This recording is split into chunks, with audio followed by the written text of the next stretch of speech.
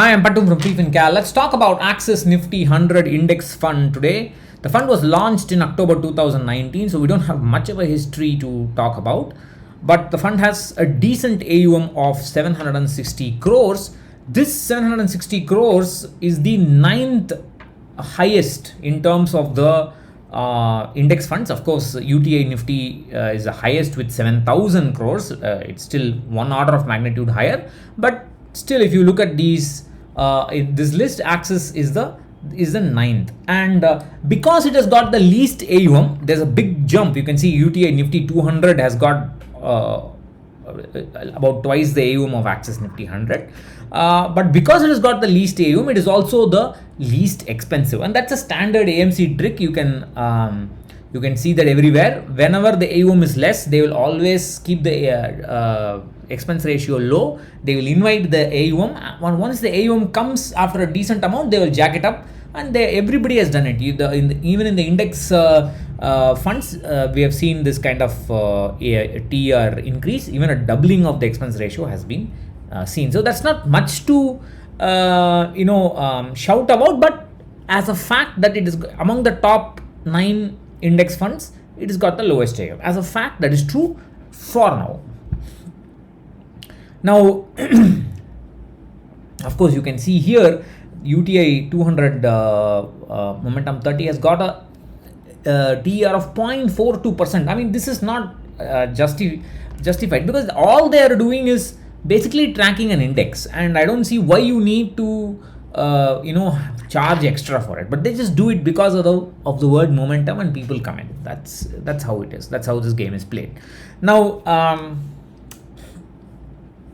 coming to the performance, if you look at the 1 year and 2 year returns, you can see that the tracking is reasonable. You can see that Nifty is 4%, 3.88%, the Axis Fund 24.42% in 2 years, 23.92%. So you can see the difference on the difference should be a small negative number, and that's not bad at all, and that's quite okay. In terms of the tracking error is unfortunately not too low. If you look at the last 1 year, 0.053% tracking error is the 17th out of 43 funds. The top 14 funds are all Nifty and Sensex, so it's easier to track the top 30 and top 50 stocks. But once you add the bottom 50 stocks of Nifty Next 50 into your index, then things become difficult. And the best Nifty Next 50 funds from UTI and SBI have a tracking error of 0.0429%. So we have a monthly screener from which this data is taken. The last 2 years, the tracking is 0.0729%. That's a 21st out of 41 funds. The lowest tracking is 0.04. So it's not too bad. It's just about average, but that's okay, because that's the price you have to pay for choosing 100 stocks. Now, of course, one will argue that why would I invest in Axis Nifty 100? I have a Nifty fund or a Sensex fund. I will get most of the time anyway. Nifty, Sensex and Nifty 100 are going to be giving you the same returns. Yes, that's a good argument, and you don't really need the Axis Nifty 100 fund.